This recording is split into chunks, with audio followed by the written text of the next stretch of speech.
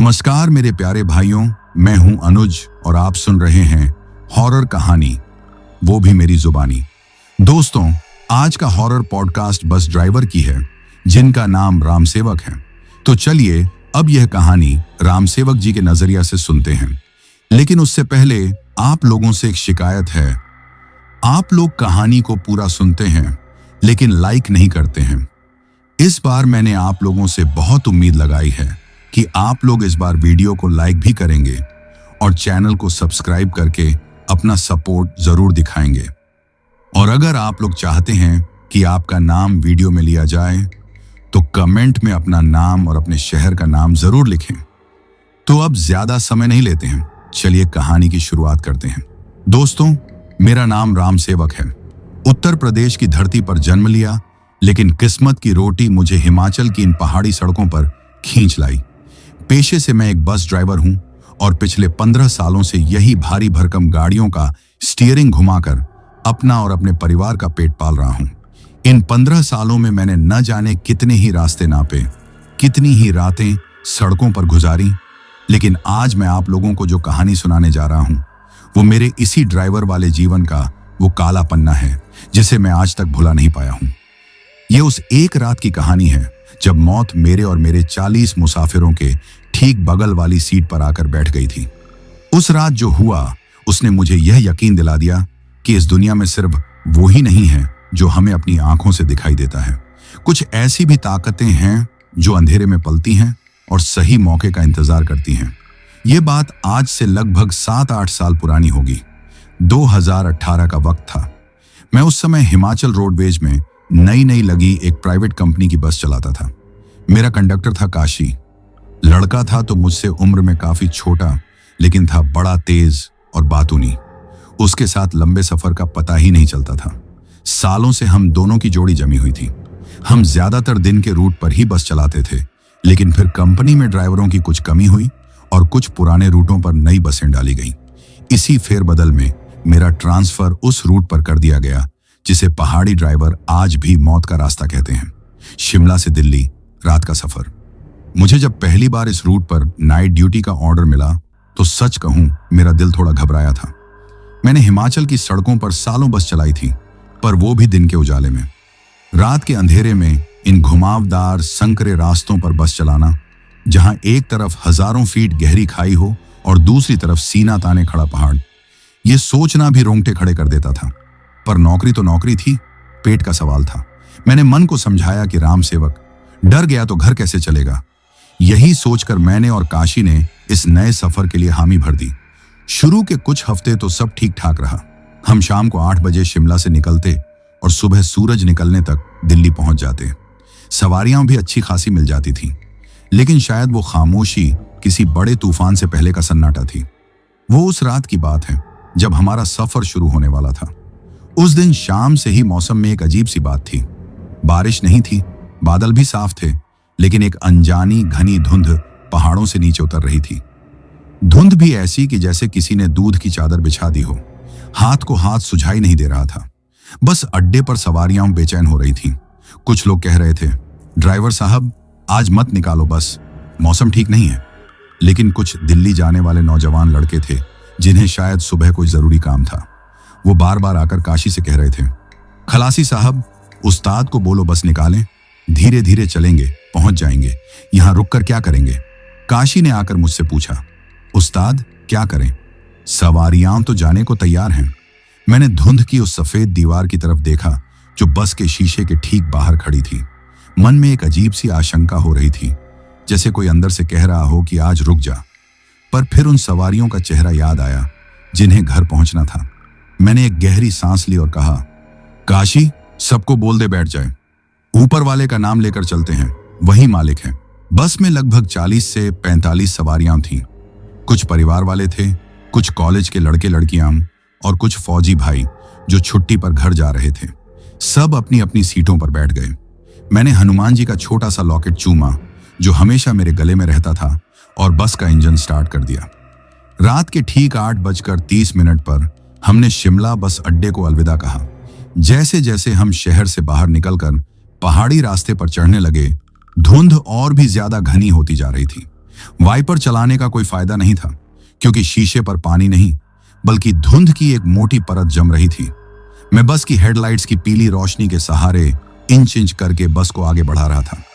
रफ्तार इतनी धीमी थी कि कोई पैदल भी चलता तो शायद हमसे आगे निकल जाता। काशी मेरे बगल में केबिन में ही बैठा था। वो माहौल को हल्का करने की कोशिश कर रहा था। उस्ताद, आज तो लग रहा है जैसे बादलों के अंदर ही बस चला रहे हों। मैंने उसकी बात का कोई जवाब नहीं दिया। मेरा पूरा ध्यान सड़क पर था, जो अब मुश्किल से ही दिखाई दे रही थी। अभी हमें निकले हुए मुश्किल से 1 घंटा ही हुआ होगा।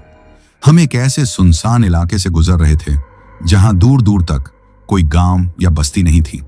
सड़क के दोनों तरफ चीड़ के ऊंचे ऊंचे पेड़ थे, जो धुंध में किसी काले साए की तरह लग रहे थे। अचानक एक तीखे मोड़ पर बस की हेडलाइट की रोशनी में मुझे लगा कि कोई बच्चा सड़क के बीचों बीच भाग कर आया है। एक पल के लिए मेरा खून जम गया। मैंने पूरी ताकत से ब्रेक पर पैर मारा और स्टीयरिंग को बाईं तरफ घुमा दिया। बस एक जोरदार झटके और टायरों की चीख के साथ रुकी। बस का अगला हिस्सा सड़क से उतरकर खाई की तरफ लटक गया था और एक पहिया हवा में था। अंदर सवारियों में हाहाकार मच गया। लोग अपनी सीटों से गिर पड़े थे। औरतें और बच्चे चीखने लगे थे। पीछे से आवाजें आने लगीं। अरे ड्राइवर, मार डालेगा क्या? देखकर नहीं चला सकता? मेरा दिल बुरी तरह धड़क रहा था। पसीने से मेरी कमीज भीग चुकी थी। काशी भी हड़बड़ाकर अपनी सीट से उठ खड़ा हुआ था। उसने मुझसे कांपती आवाज में पूछा, उस्ताद, क्या हुआ? कोई था क्या आगे? मैंने हाँ में सिर हिलाया। एक छोटा बच्चा अचानक सामने आ गया। काशी ने तुरंत केबिन का दरवाजा खोला और टॉर्च लेकर नीचे उतरा। उसने इधर उधर रोशनी मारकर देखा, लेकिन वहां कोई नहीं था। दूर दूर तक सिर्फ धुंध और सन्नाटा था।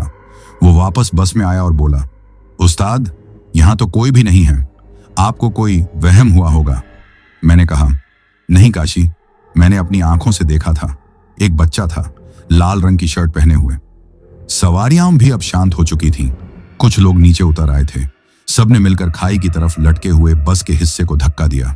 बड़ी मुश्किल से आधे घंटे की मशक्कत के बाद बस वापस सड़क पर आ पाई। मैं अभी भी सदमे में था। क्या वो सच में मेरा वहम था या इस धुंध में कुछ और भी था? मैंने दोबारा बस स्टार्ट की। इस बार मेरा दिल और भी ज्यादा जोर से धड़क रहा था। हम वहां से थोड़ा ही आगे बढ़े होंगे, लगभग 2 से 2.5 किलोमीटर। धुंध अब पहले से कुछ कम लग रही थी। तभी सड़क के किनारे एक बड़े से पत्थर पर मुझे 3 लोग बैठे दिखाई दिए। एक आदमी, एक औरत और उनके बीच में एक छोटा बच्चा। वो बस की रोशनी पड़ते ही उठकर खड़े हो गए और हाथ देकर बस रोकने का इशारा करने लगे। रात के करीब 10 बज रहे थे। घना जंगल और इस सुनसान जगह पर एक पूरा परिवार। मेरी हिम्मत नहीं हुई कि मैं बस रोकूं। मैंने काशी की तरफ देखा। काशी ने कहा, उस्ताद, लगता है कोई मुसीबत में है। एक बच्चा भी है साथ में। रोक दो, पूछ लेते हैं। उस बच्चे को देखकर मेरा दिल पसीज गया।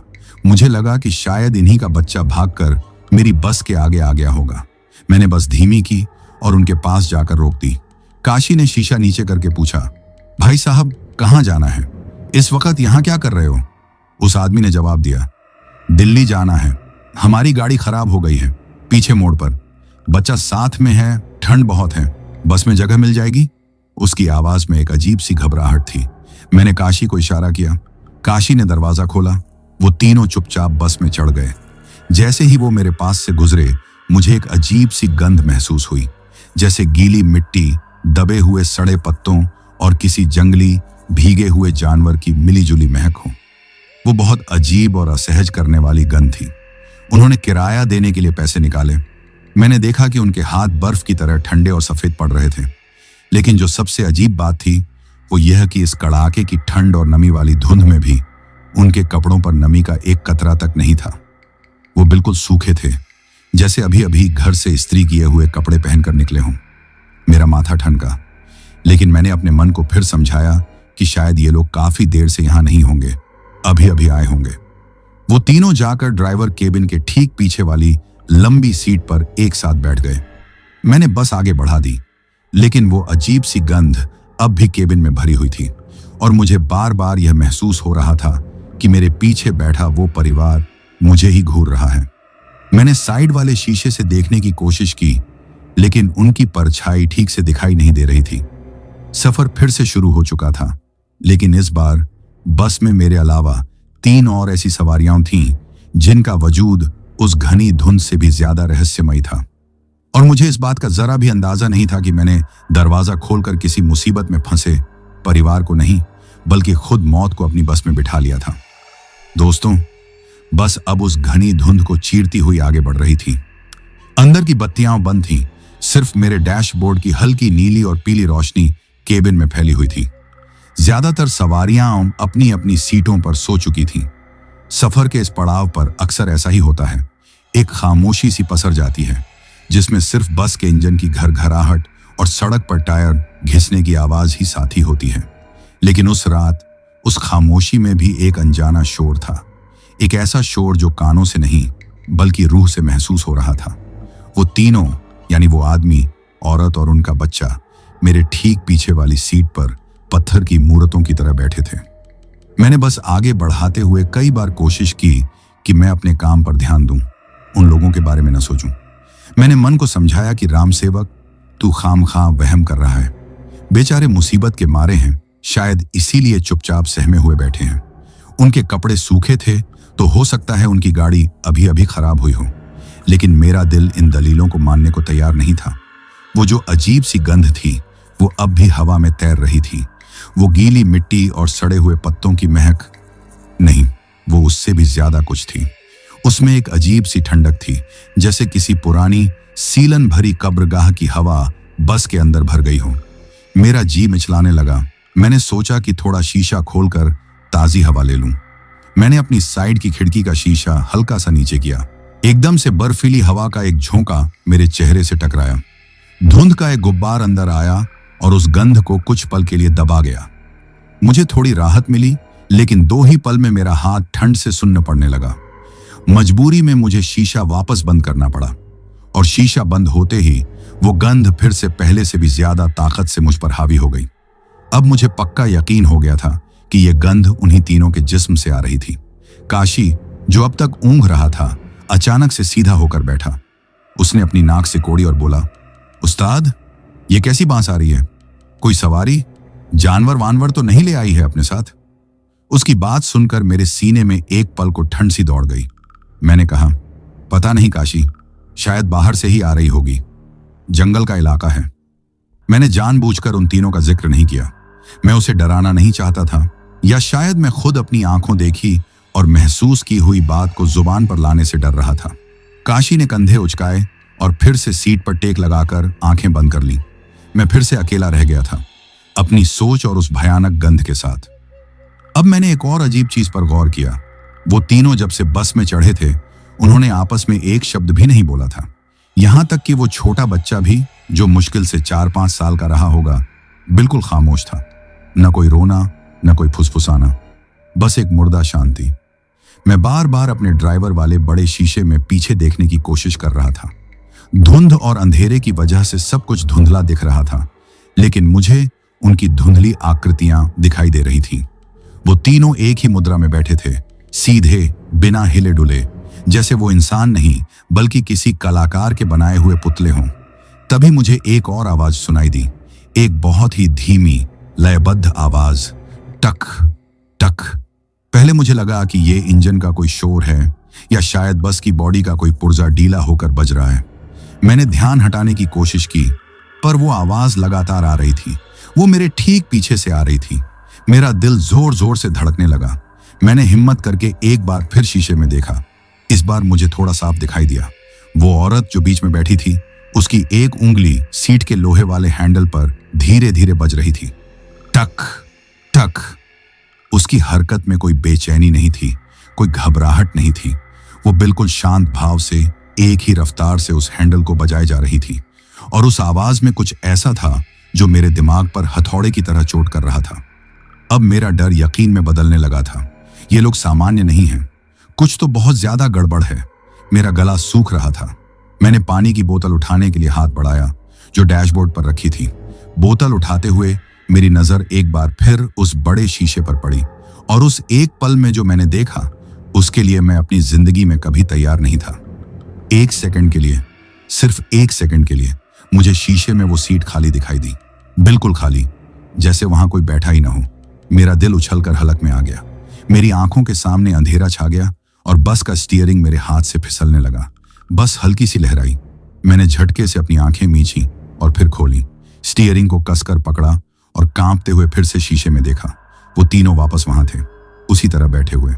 लेकिन इस बार एक फर्क था, एक बहुत बड़ा फर्क। अब वो सामने नहीं देख रहे थे। वो तीनों के तीनों, वो आदमी, वो औरत और वो छोटा बच्चा, सब एक साथ उस शीशे में से सीधे मेरी आंखों में देख रहे थे। उनके चेहरे पर कोई भाव नहीं था, कोई मुस्कान नहीं, कोई गुस्सा नहीं, बस खाली पथराई हुई आंखें जो अंधेरे में भी मेरे अंदर तक झांक रही थी। और फिर उस बच्चे ने, जो अपनी मां की गोद में बैठा था, धीरे से अपना छोटा सा हाथ उठाया और शीशे में मेरी तरफ उंगली से इशारा किया। मेरे पूरे बदन में एक सिहरन दौड़ गई। वो जानते थे कि मैं उन्हें देख रहा हूं। वो जानते थे कि मैं उनके बारे में क्या सोच रहा हूं। ये कोई इत्तेफाक नहीं था, ये एक चेतावनी थी। मैं बुरी तरह घबरा गया। मेरे हाथ पैर कांप रहे थे। मैं बस कैसे चला रहा था ये मुझे खुद नहीं पता। मुझे काशी को बताना था, मुझे किसी को तो बताना था। मैंने हिम्मत जुटाई और काशी को, जो फिर से सोने की कोशिश कर रहा था, झिंझोड़ कर उठाया। काशी, काशी उठ! मेरी आवाज कांप रही थी। वो हड़बड़ा कर उठा। क्या हुआ उस्ताद, सब ठीक तो है? मैंने कहा। काशी, जरा पीछे जाकर उन सवारियों से किराया तो ले आ जो अभी चढ़ी थी। मैंने जानबूझकर बहाना बनाया। मैं चाहता था कि काशी खुद जाकर उनसे बात करे, उन्हें अपनी आंखों से देखे। मैं जानना चाहता था कि जो मैं महसूस कर रहा हूं, क्या वो उसे भी महसूस होता है या नहीं। काशी थोड़ा हैरान हुआ। अभी उस्ताद, बाकी लोगों से तो दिल्ली पहुंचकर ही लेंगे। मैंने जोर देकर कहा। नहीं, तू अभी जाकर ले आ, बोल दे, कंपनी का नया नियम है। काशी को मेरी आवाज में घबराहट महसूस हो गई थी। उसने बिना कोई और सवाल किए अपनी टिकट वाली मशीन और पैसों का थैला उठाया और केबिन से बाहर निकलकर उनकी सीट की तरफ बढ़ने लगा। मैं शीशे से उसे जाते हुए देख रहा था। मेरा दिल किसी अनहोनी की आशंका से बैठा जा रहा था। काशी धीरे धीरे चलकर उनकी सीट तक पहुंचा और उनके सामने खड़ा हो गया। अब जो होने वाला था, उसने मेरे और काशी दोनों के होश उड़ा दिए और हमारी जिंदगी हमेशा के लिए बदल दी। दोस्तों, मेरी आंखें बस के बड़े वाले शीशे पर जमी हुई थीं। हर एक धड़कन के साथ मेरा दिल किसी अनहोनी की आशंका में डूबता जा रहा था। बाहर धुंध की सफेद चादर अब भी लिपटी हुई थी और अंदर मेरी बस में खौफ की एक चादर धीरे धीरे हम सब पर डाली जा रही थी। मैंने देखा, काशी उनकी सीट के पास जाकर खड़ा हो गया। उसका शरीर थोड़ा झुका हुआ था, जैसा कि कंडक्टर अक्सर किराया मांगते हुए करते हैं। भाई साहब, काशी की आवाज थोड़ी दबी हुई थी लेकिन साफ सुनाई दे रही थी। दिल्ली तक का किराया दे दीजिए। कोई जवाब नहीं आया। वो तीनों, वो आदमी, औरत और बच्चा, अब भी पत्थर के बुत की तरह बैठे थे। ऐसा लग रहा था जैसे उन्होंने काशी की आवाज सुनी ही नहीं। उनका ध्यान कहीं और था, किसी ऐसी दुनिया में जहां हमारी आवाजें नहीं पहुंच सकती थीं। काशी को शायद लगा कि धीमी आवाज की वजह से उन्होंने नहीं सुना। वह थोड़ा और आगे झुका और इस बार थोड़ी ऊंची आवाज में बोला, माफ करना जी, दिल्ली का टिकट काट दूं? इस बार भी वही मुर्दा सन्नाटा। अब काशी के चेहरे पर भी हैरानी और थोड़ी झुंझलाहट दिखने लगी थी।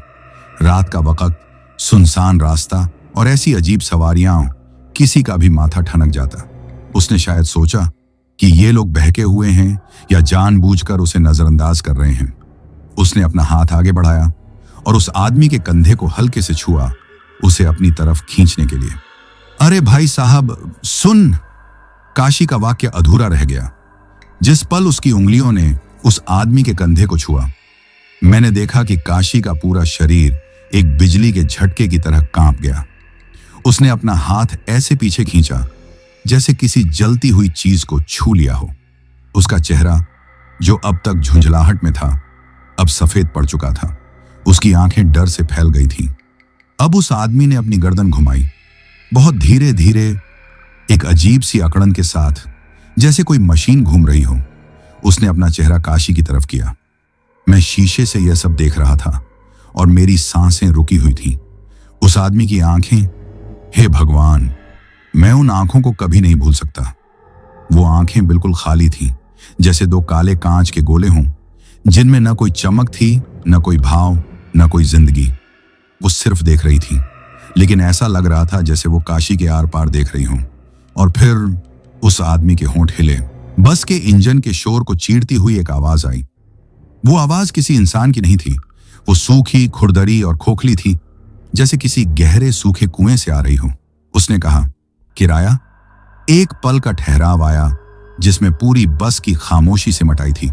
हम किराया नहीं देते, हम कीमत वसूलते हैं। ये शब्द नहीं थे, ये मौत का फरमान था। काशी के हाथ से टिकट वाली मशीन खटाक की आवाज के साथ नीचे गिर पड़ी। पैसों वाले थैले से कुछ सिक्के छन छनाते हुए फर्श पर बिखर गए। उस आवाज से पीछे की सीटों पर सो रहे 2-4 लोग भी हड़बड़ाकर उठ बैठे। क्या हुआ भाई?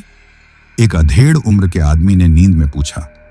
लेकिन काशी ने कोई जवाब नहीं दिया। वो अपनी जगह पर जम गया था। उसका मुंह खुला का खुला रह गया था और आंखें उस आदमी के चेहरे पर टिकी थीं। फिर जैसे उसे होश आया हो, वो 2 कदम पीछे हटा, लड़खड़ाया और बिना कुछ सोचे समझे पागलों की तरह भागता हुआ मेरे केबिन की तरफ आया। वो केबिन में लगभग गिरते हुए घुसा और मेरे बगल वाली सीट पर धम्म से बैठ गया। नहीं, बैठ नहीं गया, ढह गया। वो बुरी तरह हाँफ रहा था। उसका पूरा शरीर कांप रहा था। उस्ताद! उसकी आवाज उसके गले में ही फंस गई थी। मैंने कांपते हाथों से पानी की बोतल उसकी तरफ बढ़ाई। उसने एक ही सांस में आधी बोतल खाली कर दी। उसकी आंखों में मैंने वो खौफ देखा जो मैंने अपनी जिंदगी में कभी किसी की आंखों में नहीं देखा था। काशी, क्या हुआ?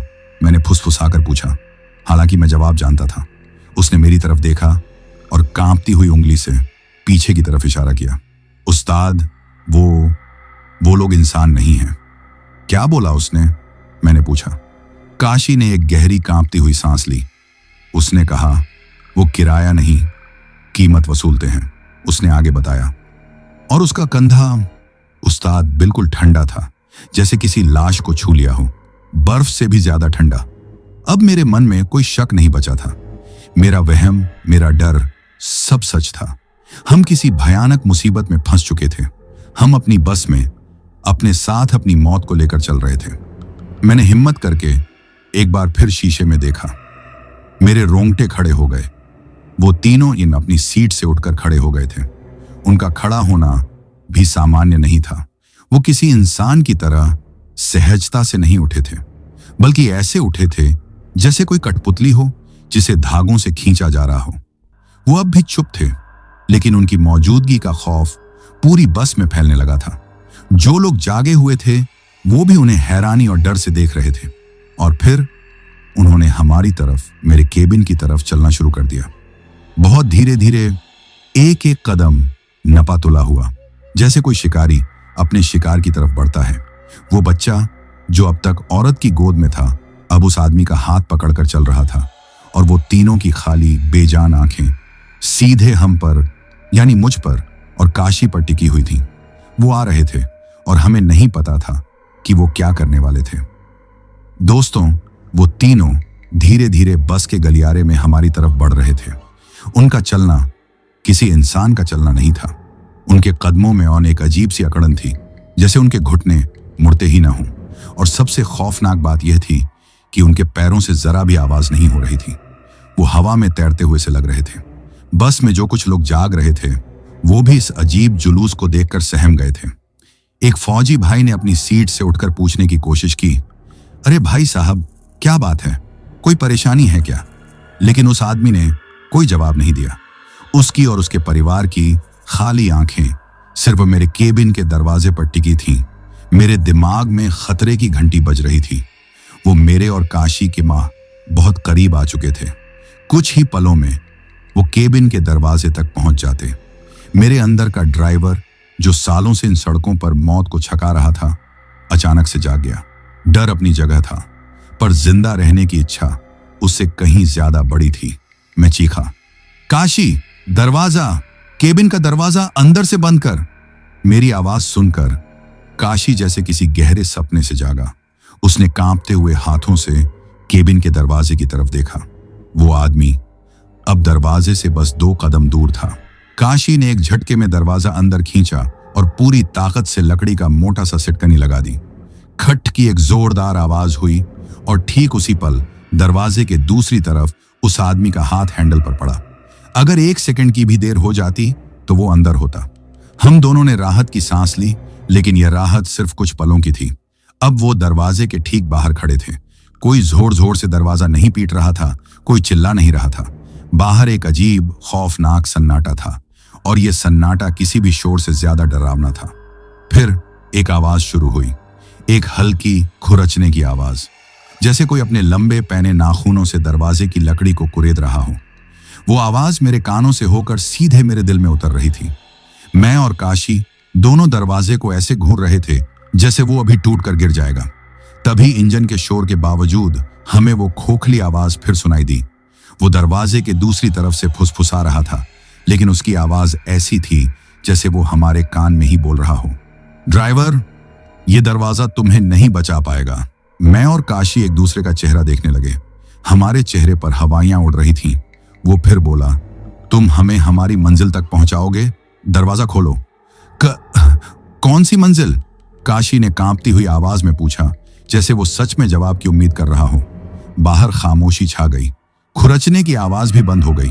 फिर उस औरत की पतली सरगोशी जैसी आवाज आई, हमारी मंजिल वही है जहां हमने तुम्हें पहली बार देखा था, उसी खाई की गोद में। तुम हम सबको वहीं लेकर चलोगे। यह सुनकर मेरा पूरा शरीर ठंडा पड़ गया। तो ये था उनका मकसद। वो चाहते थे कि मैं इस बस को इसमें बैठी 40 जिंदगियों के साथ उसी खाई में उतार दूं जहां शायद उनकी मौत हुई थी। वो अपना अंत दोहराना चाहते थे और हम सबको उसका हिस्सा बनाना चाहते थे। नहीं, मैं ऐसा नहीं होने दे सकता था। मुझे कुछ करना था, कुछ ऐसा जिससे बस में सो रहे बाकी लोग जाग जाएं, जिससे इस बस के अंदर का माहौल बदले। मुझे इन्हें रोकना था। मेरे दिमाग में एक योजना आई, एक बहुत ही खतरनाक योजना। मैंने स्टीयरिंग को कसकर पकड़ा और काशी की तरफ मुड़कर कहा, काशी, जो भी हो, सीट को कसकर पकड़ ले, हिलना मत। काशी ने सवालिया नजरों से मुझे देखा, पर कुछ बोला नहीं।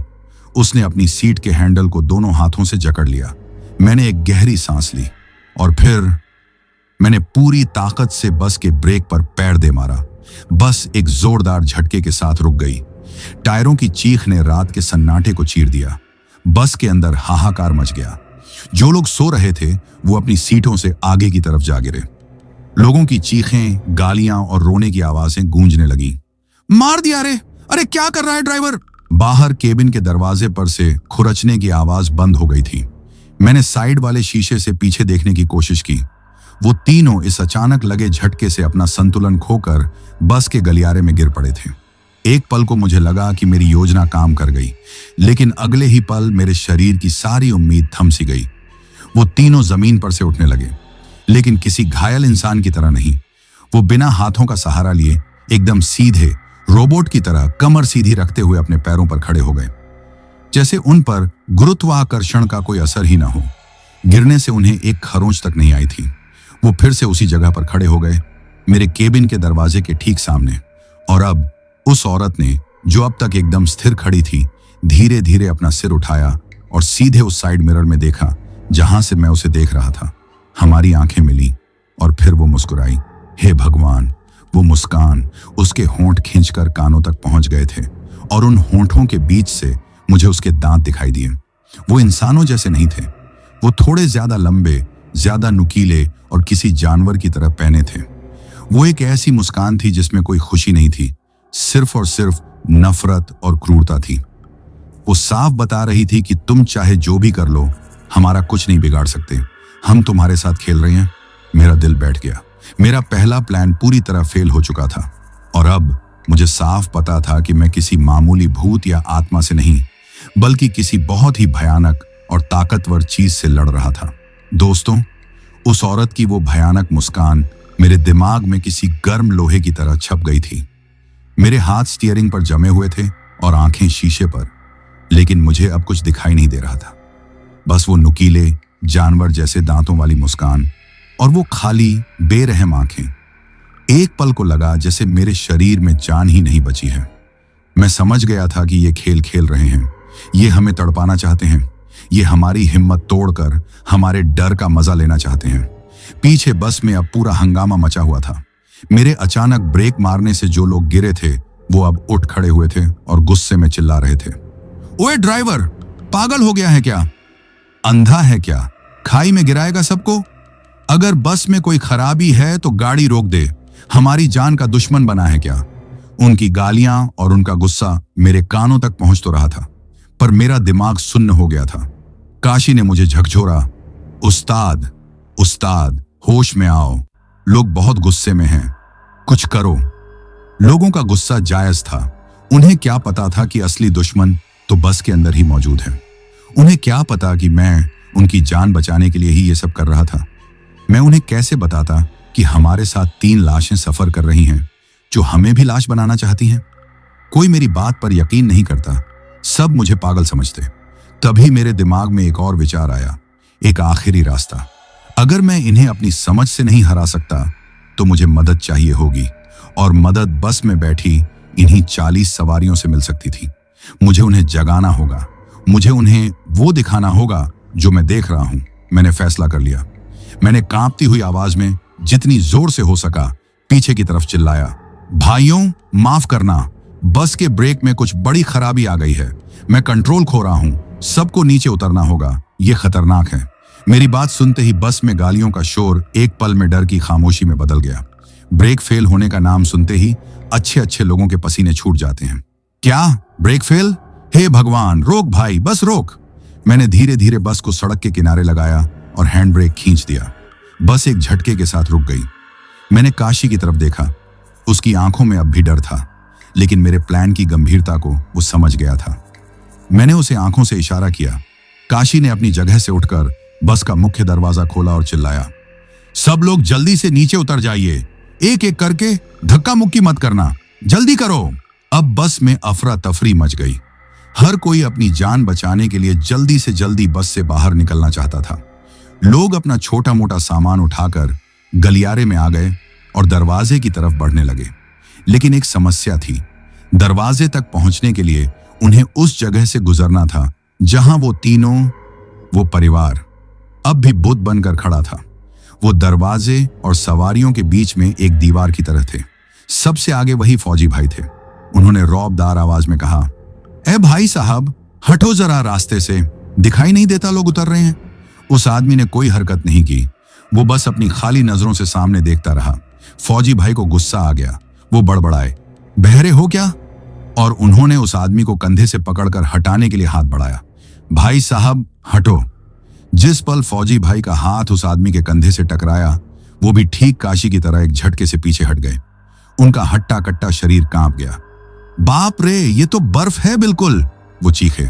अब बाकी लोगों का ध्यान भी उन तीनों पर गया। जो लोग उनके पास से गुजर रहे थे वो एक अजीब सी ठंड महसूस कर रहे थे।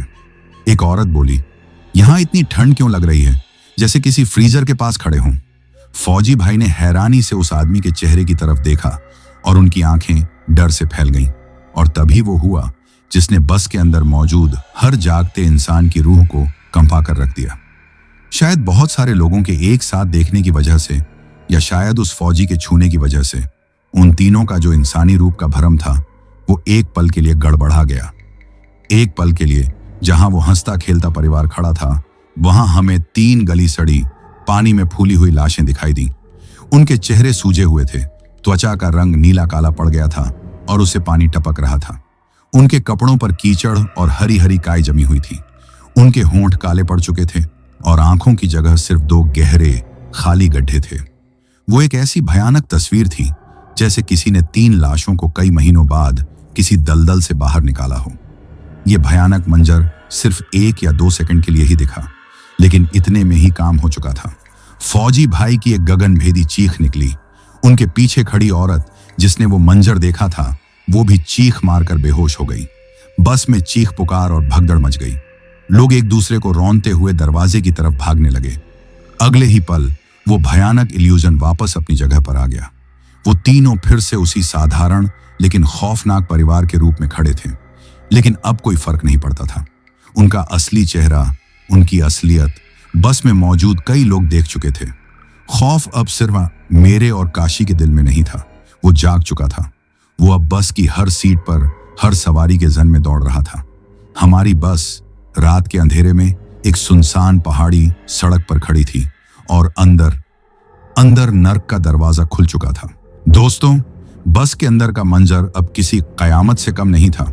जिन लोगों ने उन तीनों का असली विभत्स रूप देखा था, वो पागलों की तरह चीख रहे थे, भूत! बस में भूत है, भागो! इन चीखों ने बाकी सो रही सवारियों को भी जगा दिया था और अब हर कोई बिना कुछ समझे बस अपनी जान बचाने के लिए दरवाजे की तरफ भाग रहा था। इस भगदड़ में मैं और काशी भी किसी तरह खुद को घसीटते हुए बस से बाहर निकले। बाहर का नजारा और भी ज्यादा भयानक था। सर्द घनी धुंध में हमारी बस एक जख्मी जानवर की तरह खड़ी थी। सड़क पर औरतें और बच्चे रो रहे थे। मर्द एक दूसरे से कांपती आवाज में पूछ रहे थे, क्या देखा तुमने? क्या था वो? और उन सब से कुछ फुट की दूरी पर वो तीनों खड़े थे। वो भी बस से बाहर आ गए थे। उनके चेहरों पर अब भी कोई भाव नहीं था, लेकिन उनकी मौजूदगी से सड़क का वो हिस्सा जैसे जम सा गया था। वो बस खड़े होकर इस पूरे तमाशे को, हमारे डर को, हमारी चीख पुकार को देख रहे थे, जैसे हम कोई नाटक के पात्र हों और वो उसके दर्शक। अब हम सब एक अजीब सी मुसीबत में फंस गए थे। बस के अंदर जाने की हमारी हिम्मत नहीं थी, क्योंकि वहां मौत नाच रही थी और बस के बाहर इस सुनसान अंधेरी सड़क पर मौत खुद हमारे सामने खड़ी थी। तभी वो फौजी भाई, जिनका नाम शायद बलवंत सिंह था, आगे आए। डर उनके चेहरे पर भी था, लेकिन उनकी वर्दी की हिम्मत शायद अभी बाकी थी। उन्होंने अपनी रौबदार आवाज में दहाड़ लगाई, डरो मत भाइयों, ये जो भी हैं, हम 40 लोग हैं और ये सिर्फ 3 मिलकर मुकाबला करेंगे इनका। उनकी बात सुनकर कुछ और नौजवान लड़कों की हिम्मत बंधी। उन्होंने सड़क किनारे पड़े पत्थर और टूटी हुई टहनियां उठा लीं। लगभग 7 से 8 लोगों का एक छोटा सा झुंड हिम्मत करके उन तीनों की तरफ बढ़ा। कौन हो तुम लोग? बलवंत सिंह ने गरज कर पूछा। उस आदमी ने कोई जवाब नहीं दिया। उसने बस धीरे से अपना सीधा हाथ सामने की तरफ उठाया और तभी एक जोरदार बर्फीली हवा का झोंका न जाने कहां से आया और सीधा उन लोगों से टकराया। वो हवा सिर्फ हवा नहीं थी, उसमें वही सड़न और दलदल की भयानक बदबू थी। हवा इतनी तेज थी कि बलवंत सिंह और बाकी लोग पत्तों की तरफ पीछे की तरफ उड़कर गिरे। धुंध उनके चारों तरफ एक बवंडर की तरह नाचने लगी और उस नाचती हुई धुंध में हमें एक पल के लिए न जाने कितने ही और डरावने तड़पते हुए चेहरे दिखाई दिए। और फिर वो बच्चा, वो छोटा सा बच्चा हंसा। वो किसी बच्चे की हंसी नहीं थी, वो एक तीखी, कान फाड़ देने वाली चीख थी जो पहाड़ों से टकराकर गूंजने लगी। उस हंसी में इतना दर्द, इतनी नफरत थी कि हम सब ने डर के मारे अपने कान बंद कर लिए। जिन लोगों ने हिम्मत की थी, वो अब जमीन पर पड़े कराह रहे थे। सारी हिम्मत, सारा संघर्ष एक ही पल में टूटकर बिखर गया। हम समझ गए थे कि हम इनसे नहीं लड़ सकते। ये हमारी समझ और ताकत से बहुत परे थे। अब तो बस मौत का इंतजार बाकी था।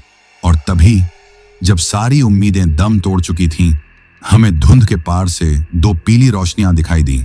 हेडलाइट्स। कोई आ रहा था हमारी तरफ। एक पल के लिए सबके दिलों में उम्मीद की एक किरण जागी। वो रोशनियां धीरे धीरे पास आती गईं। वो कोई बस या ट्रक नहीं था, वो एक पुरानी खटारा सी जीप थी जो बड़ी धीमी रफ्तार से हमारी तरफ आ रही थी। जीप हमारे पास आकर रुक गई। उसका इंजन घर घर आकर बंद हो गया। जीप में से एक बूढ़ा आदमी नीचे उतरा। दुबला पतला शरीर, चेहरे पर गहरी झुर्रियां, सिर पर एक हिमाचली टोपी और तन पर एक पुराना सा ऊनी चोला। वो कोई 80 से 85 साल के रहे होंगे। उन्होंने जीप से उतरकर एक नजर हमारी तरफ देखा, हमारी डरी सहमी भीड़ पर, फिर हमारी बस पर, और फिर उनकी नजरें उन तीनों पर जाकर टिक गईं। उनके चेहरे पर हैरानी का कोई भाव नहीं था। उन्हें देखकर ऐसा लगा जैसे उन्हें पता था कि यहाँ क्या हो रहा है। उनकी आंखों में डर नहीं, बल्कि एक गहरी उदासी और एक थका हुआ सा गुस्सा था। वो बूढ़ा आदमी बिना किसी से कुछ कहे धीरे धीरे चलकर उन तीनों की तरफ बढ़ने लगा। जैसे ही वो आगे बढ़े, उन तीनों के चेहरों पर पहली बार कोई भाव आया। उस आदमी के होंठ खींचकर एक खूंखार गुस्से में बदल गए। वो औरत फुफकारने लगी और उस बच्चे की हंसी अब एक गुस्से वाली घरघराहट में बदल गई थी। बूढ़ा आदमी उनके सामने जाकर रुक गया। उसकी आवाज कमजोर थी, लेकिन उसमें एक अजीब सा रौब था। बस करो अब, उन्होंने कहा, और कितनी जाने लोगे? लौट जाओ अपनी अंधेरी दुनिया में। उस आदमी ने अपनी उसी खोखली भयानक आवाज में जवाब दिया, ये सब हमारे साथ जाएंगे बूढ़े, ये हमारी अधूरी कहानी पूरी करेंगे। बूढ़े आदमी ने एक गहरी सांस ली। तुम्हारी कहानी कभी पूरी नहीं होगी। यह कहकर उन्होंने अपने चोले की जेब में हाथ डाला। उन्होंने जेब से कुछ बाहर निकाला। वो कोई हथियार नहीं था, वो मुट्ठी भर कोई चीज थी, शायद राख या नमक जैसा कुछ। लेकिन अंधेरे में भी वो चीज एक हल्की नीली रोशनी से चमक रही थी। बूढ़े आदमी ने अपनी मुट्ठी खोली और उस चमकती हुई चीज को उन तीनों के सामने कर दिया। जैसे ही उस चीज की रोशनी उन तीनों पर पड़ी, वो तीनों एक साथ दर्द से चीख पड़े। उन्होंने अपने चेहरे अपने हाथों से ढक लिए, जैसे वो रोशनी तेजाब की तरह उनके जिस्म को जला रही हो। वो फुफकारते हुए 2-3 कदम पीछे हट गए। अब आमना सामना शुरू हो चुका था। एक तरफ थी वो 3 भयानक अलौकिक ताकतें और दूसरी तरफ था एक अकेला बूढ़ा आदमी अपनी मुट्ठी में कोई रहस्यमयी चमकती हुई चीज लिए। दोस्तों, उस बूढ़े आदमी की मुट्ठी में बंद वो चमकती हुई चीज जो भी थी, उसने उन तीनों की सारी अकड़ एक पल में निकाल दी थी। वो तीनों दर्द में फुफकारते हुए पीछे हट रहे थे, जैसे कोई जानवर आग से डरता है। उनके चेहरे पर अब वो शैतानी शांति नहीं, बल्कि एक तड़प और गुस्सा था। बूढ़े आदमी ने एक कदम और आगे बढ़ाया। उन्होंने अपनी कमजोर लेकिन स्थिर आवाज में कुछ बोलना शुरू किया। वो हिंदी या कोई जानी पहचानी भाषा नहीं थी। वो कोई पुरानी पहाड़ी बोली लग रही थी, जैसे वो किसी अदृश्य शक्ति का आह्वान कर रहे हों। जैसे जैसे वो बोलते जा रहे थे, उनकी मुट्ठी में रखी उस चीज की नीली रोशनी और तेज होती जा रही थी। अचानक उस आदमी ने, जो उन तीनों का सरगना लग रहा था, एक भयानक दहाड़ लगाई और बूढ़े आदमी की तरफ झपटा। हम सब की चीख निकल गई, लेकिन उसके और बूढ़े आदमी के बीच में पहुंचने से पहले ही उस नीली रोशनी से जैसे एक अदृश्य दीवार खड़ी हो गई। वो उस दीवार से टकराकर एक झटके से पीछे गिर गया। बूढ़े आदमी ने बोलना बंद नहीं किया। अब उनकी आवाज में और तेजी आ गई थी। उन्होंने अपनी मुट्ठी में से एक चुटकी वो चमकती हुई राख निकाली और हवा में उन तीनों की तरफ फेंक दी। जैसे ही उस राख के कणों ने उनके जिस्म को छुआ, एक ऐसा भयानक मंजर सामने आया जिसे मैं मरते दम तक नहीं भूल सकता। उनके शरीर गलने लगे, उनकी त्वचा पिघलकर काले बदबूदार धुएं में बदल रही थी। वो तीनों दर्द में ऐसी भयानक चीखें मार रहे थे जो किसी इंसान के गले से नहीं निकल सकती थीं। उनके शरीर देखते ही देखते भाप बनकर हवा में घुल रहे थे। उनकी आखिरी चीख के साथ ही वो तीनों पूरी तरह से गायब हो गए और उनके गायब होते ही सब कुछ बदल गया। वो जो जानलेवा बर्फीली ठंड थी, वो एक पल में खत्म हो गई। वो सड़ी हुई दलदल जैसी बदबू हवा से साफ हो गई और सबसे बड़ी बात, वो जो घनी धुंध थी वो तेजी से छंटने लगी। कुछ ही पलों में हमें आसमान में टिमटिमाते तारे दिखाई देने लगे।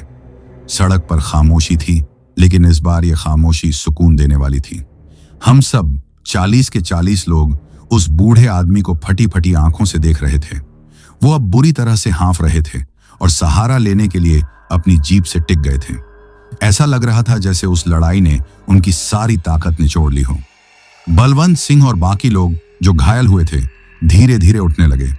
बूढ़े आदमी ने अपनी जेब से एक छोटी सी डिब्बी निकाली और उसमें से कोई लेप निकालकर उनके घावों पर लगा दिया। उस लेप में भी एक अजीब सी ठंडक थी, जिससे उनका दर्द तुरंत कम होने लगा।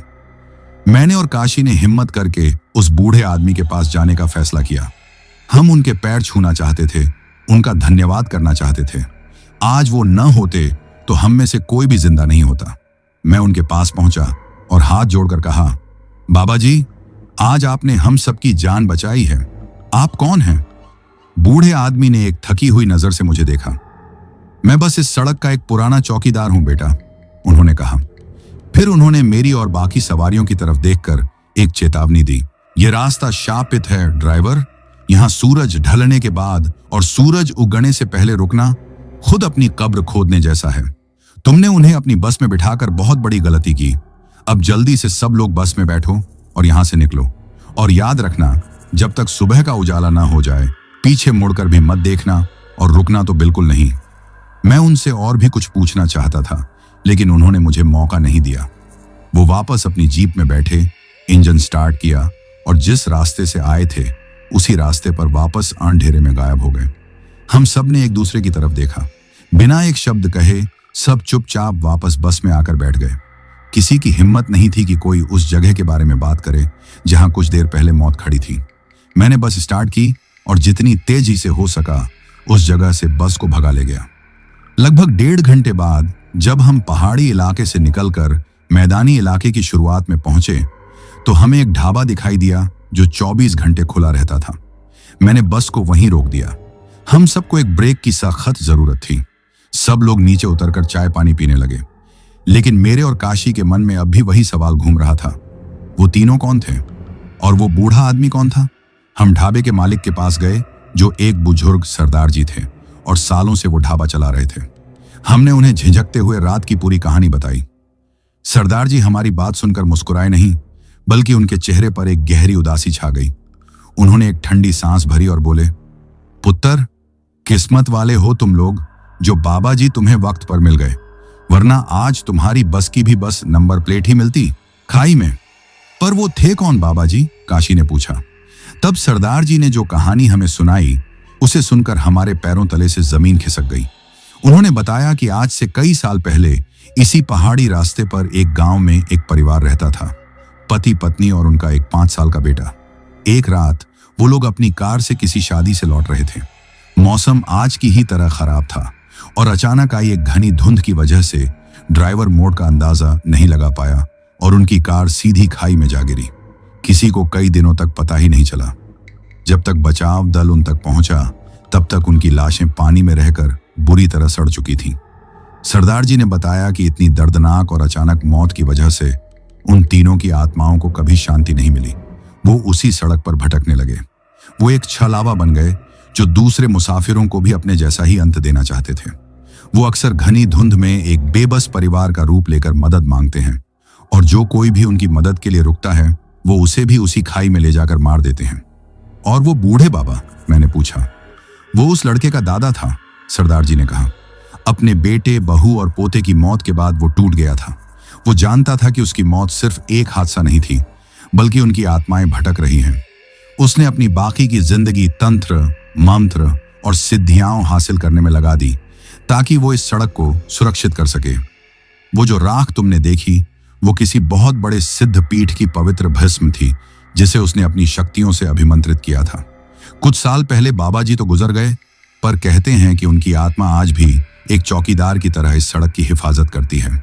हम दोनों सुन्न होकर सरदार जी की बातें सुन रहे थे। उस रात मैंने और काशी ने कसम खाई कि चाहे नौकरी चली जाए, पर हम कभी भी रात के वक्त उस रास्ते से नहीं गुजरेंगे। और दोस्तों, आज तक मैंने उस कसम को नहीं तोड़ा है, क्योंकि उस एक रात ने मुझे सिखा दिया था कि सड़कों पर सिर्फ गाड़ियां नहीं चलती, उन पर न जाने कितनी अनकही, अनसुनी कहानियां भी हमारे साथ सफर करती हैं, कुछ अच्छी और कुछ बहुत ही भयानक। तो दोस्तों, यह कहानी यही खत्म हुई। अब जिन भाइयों ने अपना नाम वीडियो में कमेंट किया था, उनका नाम लेते हैं। रविंद्र भाई आगरा उत्तर प्रदेश से, अनीता शर्मा जी अहमदाबाद गुजरात से, खुशहाल चौहान भाई गुजरात से, राहुल सिंह तंबर भाई भिवानी हरियाणा से, दृष्टि चंचल जी मयूर विहार दिल्ली से, राणुगिरी दुबई से, मिथिलेश भाई आजमगढ़ से, जसबीर सामना भाई पंजाब से, सुरेंद्र धामी भाई कर्नाटक बंगलौर से, सतीश पाठक भाई अमरावती महाराष्ट्र से, जोरू अहीर भाई सूरत गुजरात से, नौशाद मोल्ला भाई कोलकाता से, राजा यादव भाई बिहार से, आशिक वर्मा भाई ग्वालियर से, अमित पवार भाई बारामती महाराष्ट्र से, भावेश रोहित भाई अजमेर पुष्कर राजस्थान से, अनुराग कुमार भाई दुबई से, राहुल भाई न्यू दिल्ली से, श्रीष्टि कुमारी जी न्यू दिल्ली से, देबाशीष भाई ओडिशा से, रवि कुमार भाई कर्नाटक से, मोनू सुपरस्टार भाई न्यू दिल्ली से, सईद राशिद भाई दुबई से, कुबाना कुमार भाई इंडिया से, वरुण भाई फरीदाबाद से, मौसमी सिंह जी मोतिहारी बिहार से, गोविंद रॉय भाई वेस्ट बंगाल से, आमिर सोहेल भाई दिल्ली से, अरबाज खान भाई उत्तराखंड नैनीताल से, पूजा घोष जी असम गुवाहाटी से, अभिषेक भाई और ज्योति जी कानपुर से, काव्या और तनिष्का शर्मा इंडिया से, राकेश भाई वारोडो से, अनीश भाई ग्रेटर नोएडा से, विजय नाथील भाई मिजोरम से, अशोक कुमार तिवारी, स्वरूपमा तिवारी, शाश्वत तिवारी और आरना तिवारी लखनऊ से, प्रवीण शेख भाई अहमदाबाद गुजरात से, महेनार सिंह भाई अजमेर से, सानू शेख भाई वाजिदपुर सिवान से, दानिश खान भाई औरंगाबाद से, अमृत खड्डका भाई मेलबोर्न ऑस्ट्रेलिया से, देवांश भाई मध्य प्रदेश ग्वालियर से, रुद्रारूढ़ी राय भाई यूएसए से, ललित मंडल भाई बिहार माधुनी से, भूध की विजय पीपीगंज से, सुखप्रीत सिंह भाई जालंधर पंजाब से, भूपेन भाई असम गुवाहाटी से, राघव भाई नोएडा से, रिक्वेन साकिया भाई नॉर्थ गुवाहाटी से, दीपू कुमार भाई कुसमरा से, सामू लामा भाई काठमांडू से, सलीम पीर मोहम्मद भाई राजस्थान भीलवाड़ा से, रोहित सिंह भाई राउरकेला से, दिनेश चौहान भाई बुरहानपुर मध्य प्रदेश से, नागा पेमा जी अरुणाचल प्रदेश से, विक्की खान भाई इंडिया से, गुलाब सिंह भाई भोपाल से, योगेश भाई बिसावर से, सफदार अब्बास भाई रावलपिंडी से, तिलक भाई बिहार से, नीरज भाई लखनऊ से, नरेंद्र दत्त भाई दुर्गापुर वेस्ट बंगाल से, गौतम रब्बीदास भाई असम करीमगंज से, मोहम्मद फरीज खानुल्लाह भाई काठमांडू से, सोनाली जी ग्वालियर मध्य प्रदेश से, कैनी पटेल जी यूएसए से, नरेंद्र धानुक भाई महेंद्र नगर कंचनपुर से, ओमर फारूक और मारिया फातिमा तेलंगाना से, मोहसिन भाई कुवैत से, देवोजीत भाई असम से, आलोक पुंडी गौतम विजय भाई पीपीगंज से, बाबू मंडल भाई राउरकेला से, अवनीत जानवी मानसी जालंधर पंजाब से, शेखर प्रताप सिंह नेगी भाई हल्द्वानी नैनीताल से, यूसुफ शाह भाई लाहौर पाकिस्तान से,